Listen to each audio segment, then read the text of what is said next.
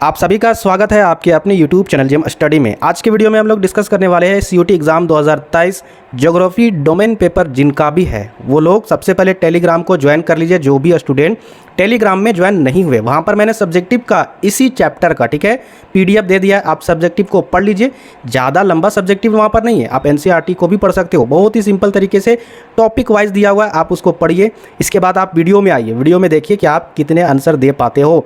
इस तरीके से रिवीजन हम लोग करेंगे और आखिर में आखिर में हम लोग जैसे 50 क्वेश्चन आपके CUT एग्जाम में हूबहू मॉडल पेपर के जैसा पूछा जाएगा, उसी प्रकार से हम लोग प्रैक्टिस भी करेंगे। तो वीडियो में कंप्लीट बने रहना है। पहला क्वेश्चन देखिए यहाँ पर क्या नज़र आ रहा है। यहाँ पर आपको अगर आंसर आता हो तो आप लोग जवाब भी देते जाना है कमेंट बॉक्स में। पहला देखिए यहाँ पर क्वेश्चन है, भूगोल का जनक किसे माना जाता है। अब बहुत सारे स्टूडेंट इसमें कन्फ्यूज़न है, इसका रीज़न क्या है।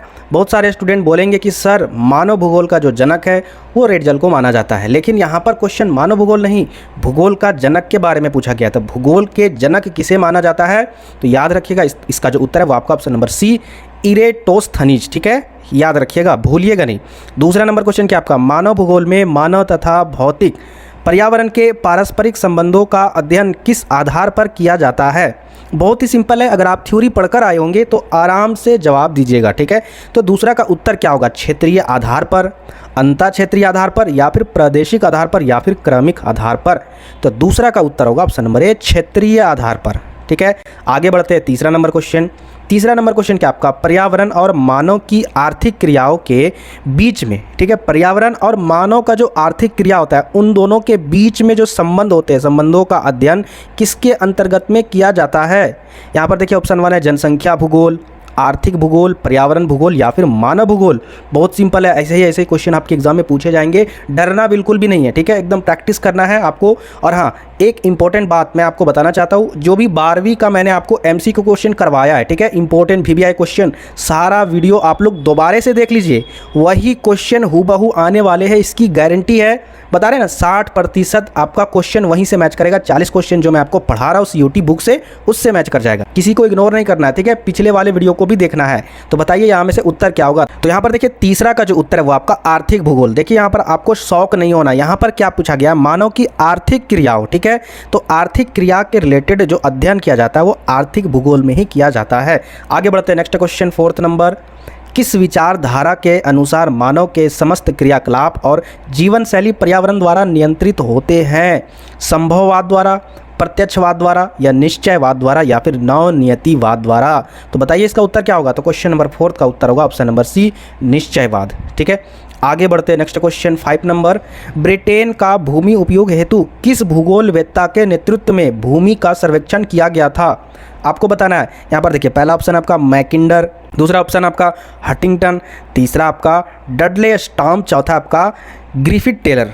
तो बताना 5 का उत्तर क्या होगा। तो यहाँ पर देखिए 5 का जो उत्तर है वो आपका option number C, Dudley Stamp. ठीक है, आगे बढ़ते हैं नेक्स्ट क्वेश्चन, 6 नंबर, और क्वेश्चन नंबर 6 क्या आपका, निम्नलिखित में से किसे संभववाद का जनक कहा जाता है। मोस्ट इंपॉर्टेंट क्वेश्चन, बोर्ड के लिए भी था और ये आपका CUT एग्जाम के लिए भी है। तो क्वेश्चन नंबर 6 का उत्तर क्या होगा, आप यहाँ पर ऑप्शन को देख सकते हो। पहला ऑप्शन आपका LNC सैंपल, या फिर D स्टॉर्म, या फिर G टेलर यानी ग्रिफिथ टेलर, या फिर विडाल डी ला ब्लास। तो यहाँ पर देखिए क्वेश्चन नंबर 6 का जो उत्तर है वो आपका option number D, Vidal de la Blache. आगे बढ़ते हैं नेक्स्ट क्वेश्चन, 7 नंबर, क्वेश्चन नंबर 7 क्या आपका, निम्नलिखित में से कौन सी एक विचारधारा पर्यावरण और मानव क्रिया के बीच में समन्वय पर आधारित है। याद रखिएगा, इंपॉर्टेंट है, किस किस पर। तो देखिए यहाँ पर एक विचारधारा, किसके विचारधारा, पर्यावरण और मानव के क्रिया के बीच का समन्वय पर आधारित है। तो कौन आधारित है, नवनिश्चयवाद या फिर नवनिश्चयवाद। यहाँ पर देखिए नव संभववाद है, सॉरी यहाँ पर मिस्टेक हो गया, शुरू में था नव संभववाद, दूसरा नवनिश्चयवाद, तीसरा नियतिवाद, चौथा आपका प्रत्यक्षवाद। तो क्या उत्तर होगा, सभी को पता है, इसका उत्तर होगा ऑप्शन नंबर बी, नवनिश्चयवाद। आगे बढ़ते हैं नेक्स्ट क्वेश्चन, 8 नंबर। आगे देखिए यहाँ पर क्वेश्चन नंबर 8 क्या आपका, नवनिश्चयवाद अथवा रुको और जाओ निश्चयवाद विचारधारा का प्रतिपादन किसने किया। पहला ऑप्शन आपका G टेलर यानी ग्रिफिथ टेलर, दूसरा आपका EC सैंपल यानी LNC सैंपल, तीसरा आपका फेवरे, चौथा आपका डडले कोटाम्स। तो आपको बताना है, यहाँ पर देखिए स्टाम्प होगा, ठीक है, ये नाम थोड़ा सा मिस्टेक है, तो आपको बताना है इसका उत्तर क्या होगा। तो देखिए क्वेश्चन नंबर 8 का जो उत्तर है वो आपका option number A, G Taylor, ठीक है, यानी ग्रिफिथ टेलर। आगे बढ़ते हैं next question, 9 number, question number 9 क्या आपका, ध्यान से देखिएगा, आमूलवादी विचारधारा का संबंध निम्नलिखित में से किससे है। पर्यावरणीय असमानता से, या फिर आर्थिक असमानता से, या फिर सामाजिक असमानता, या फिर सांस्कृतिक असमानता। तो क्वेश्चन नंबर 9 का जो उत्तर है वो आपका ऑप्शन नंबर सी सामाजिक असमानता। ठीक है, चलिए आगे बढ़ते हैं। Next question number 10। Question number 10 क्या आपका आरंभिक उपनिवेश युग में मानव भूगोल की अवस्था के क्रमिक विकास का उपागम था, तो कौन था? पर देखिए पहला ऑप्शन आपका प्रादेशिक विश्लेषण, दूसरा आपका क्षेत्रीय विभेदक, तीसरा आपका अन्वेषण, चौथा आपका अन्वेषण और विवरण। यहाँ पर देखिए क्वेश्चन नंबर 10 का उत्तर क्या होगा? तो क्वेश्चन नंबर 10 का उत्तर होगा ऑप्शन नंबर डी अन्वेषण और विवरण। आगे बढ़ते हैं। Next question 11 number. Question number 11 क्या आपका, और आगे इतना इंपॉर्टेंट क्वेश्चन है कि कैसे क्वेश्चन घुमाया गया है, किस टाइप से क्वेश्चन पूछे जाते हैं, वो आपको तकरीबन 25, 26, 27 क्वेश्चन के बाद आपको मिलेंगे। ठीक है, 2-4 क्वेश्चन ऐसे घुमाए जाते हैं क्वेश्चन, उसका जवाब अगर आप लोग जानते भी रहोगे लेकिन फिर भी उसके जवाब देने में आपका टाइम बहुत ही ज़्यादा कवर होगा, टाइम बहुत ही ज़्यादा बर्बाद होगा। तो उस क्वेश्चन को कैसे कवर करना है वो भी मैं आपको बताऊँगा। तो यहाँ पर देखिए 11 नंबर क्वेश्चन क्या आपका, निम्न में से किसे मानव को प्रकृति के अनुरूप स्वयं को ढाल लेने की प्रक्रिया कहा जाता है? मतलब मनुष्य प्रकृति के अनुरूप अगर ढल जाता है तो उसे क्या कहते हैं? यह एक परिभाषा है और इसका उत्तर क्या होगा? अनुग्रहण प्रक्रिया, या प्रकृतिकरण प्रक्रिया, या फिर पुनरावृत्तिकरण प्रक्रिया, या फिर अनुसरण प्रक्रिया। इसका सही उत्तर होगा प्रकृतिकरण। प्रकृतिकरण का मतलब मानव का प्रकृति के अनुसार ढल जाना, स्वयं को वही कहलाता है प्रकृतिकरण। आगे बढ़ते हैं। Next question 12 number. Vidal de la Blache का संबंध किस देश से था? ब्रिटेन से, जर्मनी से, अमेरिका से, या फिर फ्रांस से? तो क्वेश्चन नंबर 12 का जो उत्तर है वो आपका ऑप्शन नंबर डी यानी फ्रांस से। आगे देखते हैं। Next question 13 number. Question number 13 क्या आपका, निम्नलिखित कथनों में से कौन सा एक भूगोल का वर्णन नहीं करता है? तो देखिए यहाँ पर इसका पहला ऑप्शन आपका समाकलनात्मक अनुशासन, इसके बाद दूसरा आपका मानव और पर्यावरण के बीच अंतर संबंधों का अध्ययन, तीसरा आपका द्वैध पर आश्रित, चौथा आपका प्रौद्योगिकी के विकास के फलस्वरूप आधुनिक समय में प्रासंगिक नहीं। तो यहाँ पर आपको बताना है उत्तर क्या होगा, कौन सा एक भूगोल का वर्णन नहीं करता है? तो इसका उत्तर होगा ऑप्शन नंबर सी द्वैधता का आश्रित। आगे देखिए 14 नंबर क्वेश्चन क्या आपका, निम्नलिखित में से कौन सा एक भौगोलिक सूचना का स्रोत नहीं है? ये क्वेश्चन में तकरीबन 99% स्टूडेंट का मिस्टेक होता है क्वेश्चन का जवाब देते समय। मैं आपको आज के वीडियो में पूरे तरीके से इसका कंसेप्ट क्लियर करने वाला हूँ।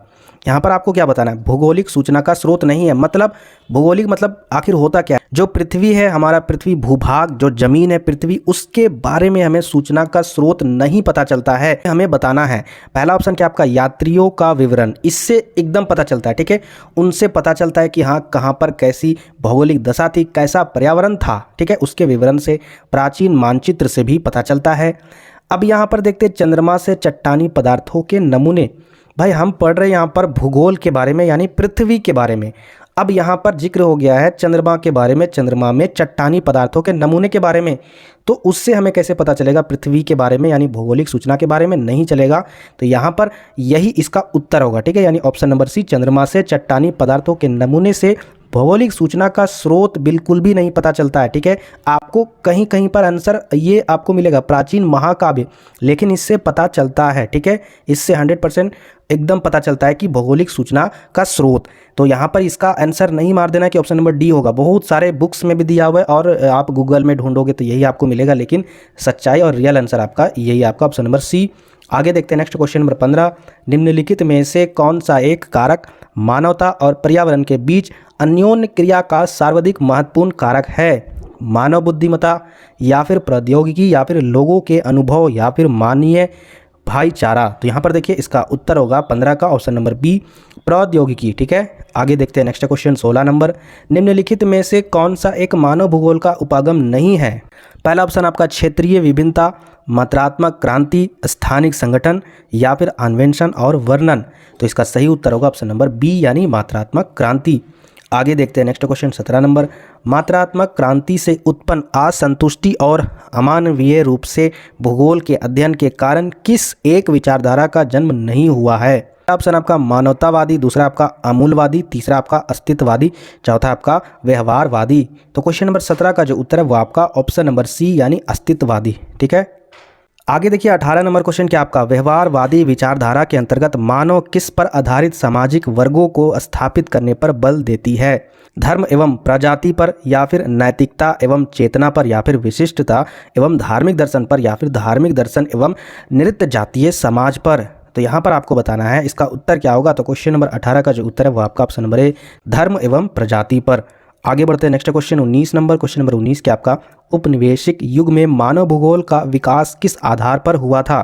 तो यहाँ पर देखिए क्वेश्चन नंबर 19 का जो उत्तर है वो आपका ऑप्शन नंबर डी यानी अन्वेषण और विवरण। क्वेश्चन को थोड़ा सा घुमाया है, ठीक है, वरना क्वेश्चन नंबर जो आपका 10 था इससे पहले वही आपका हुबहू है। आगे देखते हैं नेक्स्ट क्वेश्चन नंबर 20। वर्ष 1960 के दशक के अंत तक विशिष्ट मानचित्रण एवं मानवीय परिघटनाओं के लिए किसका उपयोग किया गया है।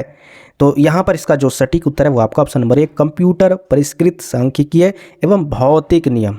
ठीक है, आगे बढ़ते हैं next question 21 number. Question number 21 क्या आपका, कृषि भूगोल के अंतर्गत निम्नलिखित में से किसका अध्ययन किया जाता है। कृषि भूगोल के अंदर तो इसका यहाँ पर देखिए ऑप्शन नंबर 1 फसल गहनता, ये भी होता है फसल संयोजक, शस्त्र गहनता। ठीक है, तो यहाँ पर इसका उत्तर होगा ऑप्शन नंबर डी यानी ये सभी। आगे देखते हैं नेक्स्ट क्वेश्चन नंबर 22। भूगोल के भूविज्ञान शाखा के अंतर्गत किसका अध्ययन करना संभव नहीं है। पहला ऑप्शन आपका जल की स्थिति, जल में विद्यमान रासायनिक संरंध्रता, जल स्रोतों को ज्ञात करना या फिर आर्सेनिक की मात्रा। तो क्वेश्चन नंबर 22 का जो उत्तर है वो आपका ऑप्शन नंबर बी यानी जल में विद्यमान रासायनिक संरंध्रता। ठीक है, आगे बढ़ते हैं नेक्स्ट क्वेश्चन। नेक्स्ट क्वेश्चन क्या आपका 23 नंबर, सांस्कृतिक भूगोल के अंतर्गत किसे शामिल नहीं किया जाता है। तो देखिए पहला ऑप्शन आपका ऐतिहासिक स्मारकों का अध्ययन, ये तो है, जनजातीय जीवन शैली का अध्ययन, ये भी है, मानवीय प्रवास का अध्ययन और आगे आपका प्राकृतिक प्रभावों का अध्ययन। तो आपको बताना है इसमें से उत्तर क्या होगा जो नहीं है सांस्कृतिक भूगोल के अंतर्गत में। तो क्वेश्चन नंबर 23 का उत्तर होगा ऑप्शन नंबर डी यानी प्राकृतिक प्रभावों का अध्ययन। ठीक है, चलिए आगे बढ़ते हैं नेक्स्ट क्वेश्चन। और नेक्स्ट क्वेश्चन क्या आपका 24 नंबर, किस भूगोलवेत्ता का संबंध राजनीतिक अध्ययनों से नहीं था। तो यहाँ पर देखिए इसका जो सही उत्तर होगा क्वेश्चन नंबर 24 का वो आपका option number C Dudley Stamp ने। आगे बढ़ते हैं next question 25 number. 25 number question क्या आपका, निम्नलिखित में से कौन सा कथन सही नहीं है। ठीक है, यानी वो गलत है। पहला कथन आपका संसाधन भूगोल के अंतर्गत खनिजों के संरक्षण का अध्ययन किया जाता है। दूसरा आपका मानव भूगोल की प्रकृति अंतर विषयक है। तीसरा आपका मानव भूगोल स्थानिक विवरण का अध्ययन नहीं करता है। चौथा आपका राजनीतिक भूगोल के क्षेत्र में राज्य क्षेत्र एवं जनसंख्या का विश्लेषण होता है। तो देखिए 25 का जो उत्तर है वो आपका ऑप्शन नंबर सी यानी मानव भूगोल स्थानिक विवरण का अध्ययन नहीं करता है। ठीक है, बाकी ये सारे एकदम राइट है। आगे बढ़ते हैं next question 26 number. Question number 26 क्या आपका, निम्नलिखित कथनों पर विचार कीजिए। अब यहाँ पर देखिए आपका घुमावदार क्वेश्चन आ गया है जो टाइम ज़्यादा ही लेता है। पहले आप कथन पढ़ने में टाइम बर्बाद करोगे, फिर अचानक ऑप्शन को सटीक आंसर मारने में बर्बाद करोगे। तो यहाँ पर देखते कैसे आपको जवाब देना है। प्रैक्टिस होगा तो आराम से जवाब दे पाओगे। पहला क्वेश्चन, संसाधनों को विभिन्न संभावनाओं में बदलना संभववाद कहलाता है। दूसरा कथन है, संसाधनों के विकास द्वारा मानव के समाज के विकास का अध्ययन किया जाता है। तीसरा कथन आपका, संभववाद में मानव शक्ति की प्रधानता अधिक होती है। तो क्वेश्चन नंबर 26 का उत्तर क्या होगा, यहाँ पर ऑप्शन दिया हुआ है, ध्यान से देखिए। उपरोक्त में से कौन सा कथन सही है, कौन से कथन सही है ये आपको बताना है। यहाँ पर से क्वेश्चन आपका स्टार्ट होता है, ये तो कथन था यहाँ से यहाँ तक। तो क्वेश्चन नंबर 26 का उत्तर होगा ऑप्शन नंबर डी, क्योंकि कथन पढ़ते समय ही आंसर पता चल गया कि ये सारे सही है। आगे बढ़ते हैं next question. Next question 27 number क्या आपका, निम्नलिखित कथनों पर विचार कीजिए। अब यहाँ भी विचार करते हैं। पहला, लिंग भूगोल में प्रवास का वर्णन किया जाता है। दूसरा आपका, विडाल डी ला ब्लास निश्चयवादी विचारधारा के समर्थक थे। तीसरा, प्रकृति का अपने अनुसार ढलना प्रकृति का मानवीयकरण है। तो बताना है आपको, यहाँ पर क्वेश्चन है उपरोक्त कथनों में से कौन से कथन सही है। तो यहाँ पर ऑप्शन है 4, बताइए क्या उत्तर होगा। तो क्वेश्चन नंबर 27 का उत्तर होगा ऑप्शन नंबर सी यानी 1 और 3 ही सही है। 1 क्या है, लिंग भूगोल में प्रवास का वर्णन किया जाता है, और तीसरा क्या आपका, प्रकृति का अपने अनुसार ढलना प्रकृति का मानवीयकरण कहलाता है। ठीक है, तो ये था आपका आंसर। आगे बढ़ते हैं next question 28 number. Question number 28 देखिए किस तरीके से यहाँ पर क्वेश्चन पूछा गया, थोड़ा सा मैं आपको इसको ऊपर कर देता हूँ। 28 नंबर, निम्नलिखित को सुमेलित कीजिए यानी मिलाइए। अब यहाँ पर देखिए आर्थिक भूगोल है, फिर आपका भूगर्भिक भूगोल, संसाधन भूगोल, लिंग भूगोल, इनके अंतर्गत में क्या क्या आता है यहाँ पर दिया हुआ है। ठीक है, यहाँ पर आप पढ़ सकते हो। इसके बाद आपको यहाँ पर देखिए आंसर में कैसे आपको चूज़ करना है। जैसे यहाँ पर देखिए सुमेलित करना है मतलब मिलाना है। जैसे कि ए यहाँ पर दिया हुआ है, बी दिया हुआ है, सी दिया हुआ है, डी दिया हुआ है। ऑप्शन 1 में ए के साथ 2 को मिलाइए, क्या सही है कि नहीं। बी के साथ 1 को मिलाइए, सी के साथ 3 को मिलाइए, डी के साथ 4 को मिलाइए। इसी तरह सारे ऑप्शन में आपको मिलाना है। यहाँ भी देखिए ABCD को मिलाना है, तो कौन सा सही है।